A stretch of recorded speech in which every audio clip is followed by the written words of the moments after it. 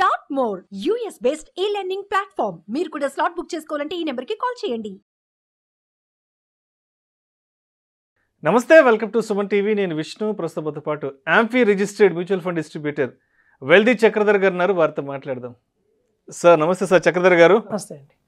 Sir Chakradhar గారు, ఇప్పుడు mutual ఫండ్స్లో 15-15-15 ఫార్ములా ఉంది కదా, అంటే ఒక 15 సంవత్సరాల పాటు నెలకి 15,000 చొప్పున 15% రిటర్న్స్ వస్తే 15 ఇయర్స్ తర్వాత ₹1 కోటి వస్తాయనేది మనందరికీ తెలిసిందే కదా. అయితే నిజంగా ఈ ₹1 కోటి రిటర్న్స్ని అసలు ఎంతమంది తీసుకుంటున్నారు, ఎంతమంది 15 సంవత్సరాల పాటు ఆ ఇన్వెస్ట్మెంట్ని అలా ఉండిస్తున్నారు, ఏంటి అసలు ఇది?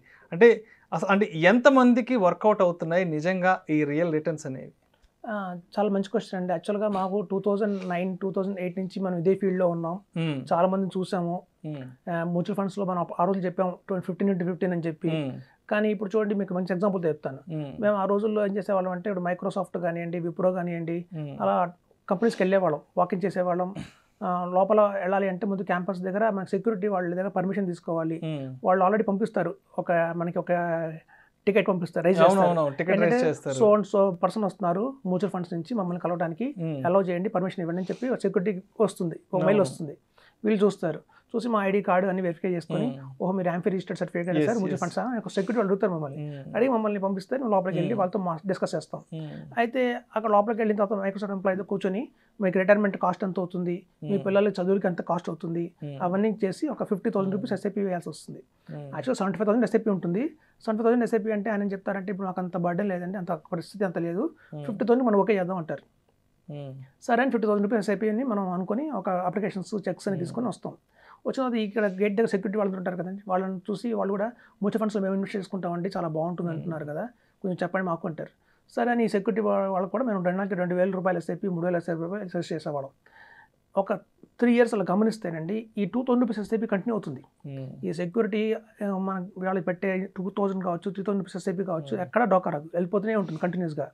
కానీ ఎవరైతే హై ఇన్కమ్ లెవెల్స్లో ఉన్నారో వాళ్ళకి ఖర్చులు కూడా అలాగే ఉంటాయి.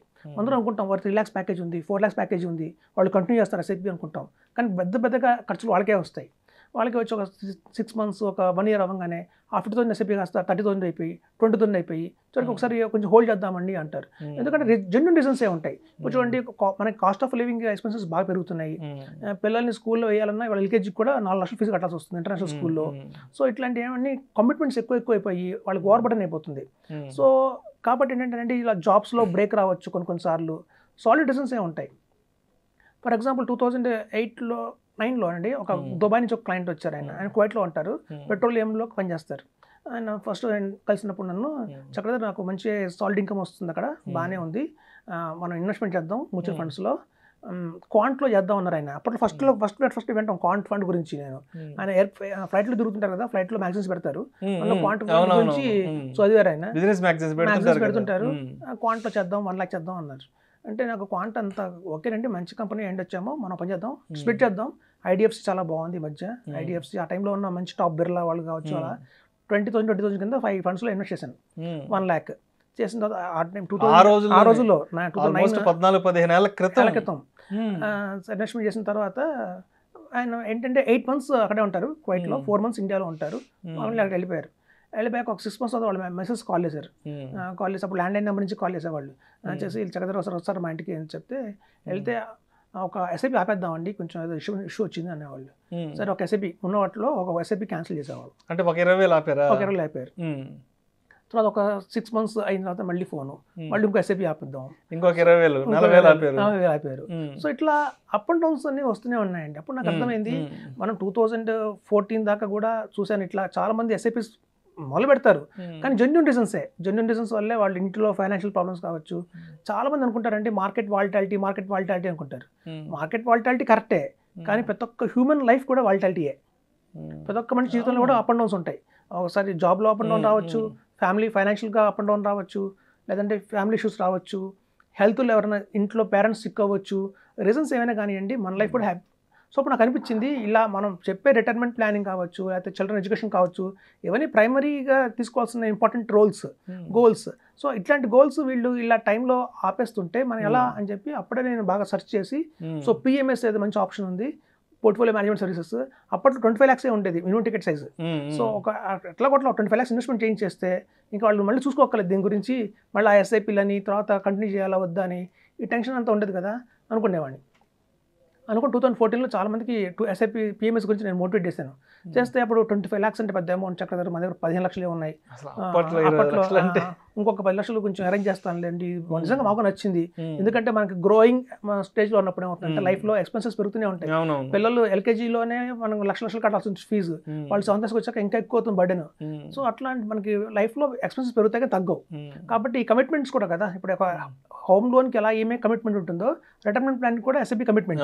ఈ కమిట్మెంట్స్ మనం నెరవేరుస్తామా నెరవేర్చలేమా, హెల్త్ సహకరించదా, ఇట్లాంటివన్నీ వాళ్ళ మైండ్లో కూడా నడుస్తున్నాయి. సో ఒకసారి ఇన్వెస్ట్మెంట్ చేసి వదిలేస్తే ఈ ప్రాబ్లం మనకు ఉండదు కదా అన్న థాట్లో వాళ్ళు ఉన్నారు.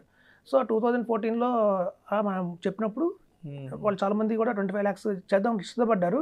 బట్ అన్ఫార్చునేట్ ఏంటంటే అంత పెద్ద అమౌంట్ అప్పట్లో లేదు. 2019లో వచ్చేసరికి ఏమైందంటే ఈ మినిమం టికెట్ సైజ్ కాస్త ఈ 25 lakhs పిఎంఎస్ అనేది 50 lakhs అయిపోయింది. సో 50 lakhs అయ్యేసరికి అందరూ కూడా చాలా మంది ఇన్వెస్ట్ చేద్దాం అనుకున్న వాళ్ళు కూడా మన వల్ల కాదులేండి, ఇంకా మనం ఎస్ఐపి మోడ్లోనే వెళ్దాం, ఆపుదాం, బ్రేక్ తీసుకుందాం, ఇన్వెస్ట్ చేద్దాం, మళ్ళీ బ్రేక్ తీసుకుందాం, ఇన్వెస్ట్ చేద్దాం అలా అనుకునేవాళ్ళు. సో నా బాగా గుర్తుండే 2019లో చాలా మంది ఫీల్ అయ్యేవాళ్ళు, మనం మిస్ అయ్యామే, మంచి ప్రోడక్ట్ మిస్ అయ్యామే అని. సో ఇప్పుడు చూడండి 2014లో 25 lakhs మినిమం టికెట్ సైజ్ ఉండేది. 2019కి 50 చేసింది సెబీ మినిమం టికెట్ సైజ్ పిఎంఎస్లో. ఆల్రెడీ 5 years గ్యాప్ వచ్చింది. ఇప్పుడు 2019 నుంచి 2024లో మనం ఇవాళ ఉన్నాం అంటే మళ్ళీ 5 years గ్యాప్ వచ్చింది. సో ఇప్పుడు పిఎంఎస్ ఇవాళ 50 lakhs మనం మినిమం టికెట్స్ అయితే అనుకుంటున్నామో అది మెల్లగా 1 crore చేసే ప్రమాదం అయితే ఉంది. సెబీ ఎప్పుడైనా సరే మన క్షణంగా మినిమం టికెట్ సైజ్ పిఎంఎస్లో 1 crore చేసేయచ్చు. కాబట్టి మన వ్యూవర్స్కి చెప్తుంది ఏంటంటే ఇది ఒక మంచి ఆపర్చునిటీ కింద తీసుకొని ఒక 50 lakhs చూడండి, ల్యాండ్ కొనటం బదులు, గోల్డ్ కొనే బదులు, మనకన్నిటికీ ల్యాండ్ ఇప్పుడు చూడండి డిటిడిసి లేఅవుట్లో అయితే మనకి లోన్ కూడా వస్తుంది. హౌస్ లోన్లో కొనుక్కోవచ్చు, మనకి గోల్డ్ లోన్లో కొనుక్కోవచ్చు, ఇన్స్టాల్మెంట్లో కొనుక్కోవచ్చు. కానీ ఒక్క ఈక్విటీలోనే మనం ఇన్స్టాల్మెంట్స్ కొనలేము. ఎస్ఐపి ఫార్ములా ఉంది కానీ బట్ స్టిల్ ఒక లంసమ్గా ఇన్వెస్ట్మెంట్ చేసేస్తే ఒకసారిగా మనకి రిటైర్మెంట్ ప్లానింగ్ కావచ్చు, ఏదైనా కావచ్చు, ఫ్యూచర్లో టెన్షన్ లేకుండా ఉంటుంది. సో దానికోసం ఏంటంటే ఈ ఎస్ఐపిస్ అయితే గ్యారంటీ అనండి, కానీ కొనసాగుతాయా అనేది మటుకు గ్యారంటీ లేదు. ఎందుకంటే అవుట్ ఆఫ్ 100 ఒక 3 people మనకు కంటిన్యూ చేస్తారండి చివరిదాకా. చాలా మంది కంటిన్యూ చేయలేరు. మనకి యాక్చువల్గా ఒక మంచి క్లయింట్ ఉన్నారండి డిటిసి వాళ్ళు. సో ఆయన ఏంటంటే ఒక వైస్ ప్రెసిడెంట్, ఆ రోల్లో మంచి రోల్లో ఉన్నారు. ఆయన పాపం ఎస్ఐపి మొదలు పెట్టారు, 1.5 lakh మొదలు పెట్టారు. అండ్ ఆయనకు ఒక 50,000, మిస్సెస్ ఒక 50,000, పిల్లలు ఇద్దరికి వెళ్ళి ఒక 50,000 కదా ప్లాన్ చేశారు పాపం. చేసిన ఒక 4 yearsకి ఏంటంటే ఆయనకి లంగ్ క్యాన్సర్ వచ్చేసింది. వచ్చేసి ఆలోచించడంగా దాన్ని కొంచెం బ్రేక్ చేసి ఆపేసి చివరికి ఫైనల్గా అమౌంట్ చేసుకున్నారు. సో కాబట్టి ఏంటంటే లైఫ్ ఇస్ అన్సర్టనిటీ. మనకి లైఫ్ అన్సర్టనిటీలో ఉన్నప్పుడు ఏమవుతుందంటే ఫస్ట్ మేము ప్రయారిటీ ఇస్తాం, లైఫ్ టర్మ్ ప్లాన్ తీసుకోండి, హెల్త్ ఇన్సూరెన్స్ తీసుకోండి అని. కానీ ఫైనాన్షియల్గా ఏం చేస్తారంటే ఇలా ఇన్స్టాల్మెంట్లో కాకుండా వీలైతే మనం ల్యాండ్లో పెట్టే బదులు, గోల్డ్లో పెట్టే బదులు, లేదా ఐడియల్గా ఒక విలేజ్లో ఒక స్థలం ఉంది, 1 ఎకరం 1.5 ఎకరం పొలం ఉంది, దాని గ్రోత్ ఏం రాదు, అలాంటివన్నీ వేసినా సరే ప్రాబ్లం లేదు. ఇట్లాంటి ఈక్విటీలో మంచి ప్రోడక్ట్ కాబట్టి ఒక 12 years చూడండి, ఇక్కడ నుంచి ఒక 12% CAGR చేసుకున్న 15 yearsలో ఇవాళ 70,000 స్టాక్ మార్కెట్ మనం 4 lakhs దాకా వెళ్తుంది అంచనా ఉంది. 12% వేసుకున్నా కూడా. సో 4 lakhs మనం టచ్ అయ్యే ఈక్విటీ, ఇంత మంచి ఈక్విటీ ఆపర్చునిటీని మనం ఎందుకు వదులుకోవాలి అని చెప్పి అందరూ భావిస్తున్నారు. కాబట్టి లంసంగానే పిఎంఎస్ రూపంలో కావచ్చు, ఏఎఫ్లో రూపంలో కావచ్చు ఇన్వెస్ట్మెంట్ చేసేసి వెళ్ళిపోవచ్చు. అయితే చూడండి చాలా మంది కొత్త వచ్చిన రూల్స్ ఏంటంటే మ్యూచువల్ ఫండ్స్లో లంసంగా యాక్సెప్ట్ చేయట్లా. మనం ఒక మంచి మ్యూచువల్ ఫండ్లో వేద్దాం అనుకున్న లంసంగా 50 lakhs NFO టైంలో యాక్సెప్ట్ చేస్తాయి. కానీ తర్వాత ఒక ఫండ్ కార్పస్ పెరిగిపోయింది అన్నప్పుడు ఏం చేస్తారంటే చాలా మిడ్ క్యాప్ స్టాక్ ఫండ్స్ కావచ్చు ఇవన్నీ కూడా ఆపేస్తున్నాయి.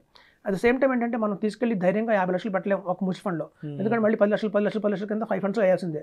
సో అలా వేసినప్పుడు ఏమవుతుంటే మనకు తెలియకుండా 500 companies అయిపోతాయి. సో అలాంటి ఇబ్బందులు అన్నీ ఉన్నాయి. కాబట్టి మ్యూచువల్ ఫండ్స్లో మనం పిఎంఎస్ ద్వారా మంచి లంసంగా 50 lakhs వేసేసి ఎప్పుడైనా అవసరమైతే ఒక 5 లక్షలు, 50,000, 1 lakh యాడ్ టాప్అప్ చేసుకుంటూ వెళ్ళడం బెటర్. కానీ ఈ ఎస్ఐపీలో ఏంటంటే కమిట్మెంట్ తీసుకోలేము. ఇప్పుడున్న ఖర్చులకి కమిట్మెంట్ తీసుకోలేకపోతున్నారు అందరూ. సో మనం అనుకున్నంత ఫాస్ట్గా ఎస్ఐపీ వస్తుంది, వీళ్ళు అంత ఫాస్ట్గా అయిపోతుంది. సో కాబట్టి ఏంటంటే ఇది ఒక మంచి ఆల్టర్నేట్ కింద తీసుకోవచ్చు. మీరు చెప్తుంటే నాకు కూడా ఒక సినారియో గుర్తొస్తుంది. నా ఫ్రెండ్ ఒక అతను బెంగళూరులో పనిచేస్తుంటాడు. సో నేను రెగ్యులర్గా మీలాంటి ఎక్స్పర్ట్స్ ఇంటర్వ్యూలు చేస్తుంటాను కదా, ఒకసారి ఆవేశంగా కాల్ చేసి నేను కూడా ఎస్ఐపి చేద్దాం అనుకుంటున్నాను, మంత్లీ ఓ 10,000 పెడదామని చెప్పి నాకు కాల్ చేశాడు ఒక 2 years బ్యాక్. సరే మీలాంటి ఒక ఎక్స్పర్ట్ నేను అతనికి పరిచయం చేశాను, ఇన్వెస్ట్మెంట్ స్టార్ట్ చేశాడు.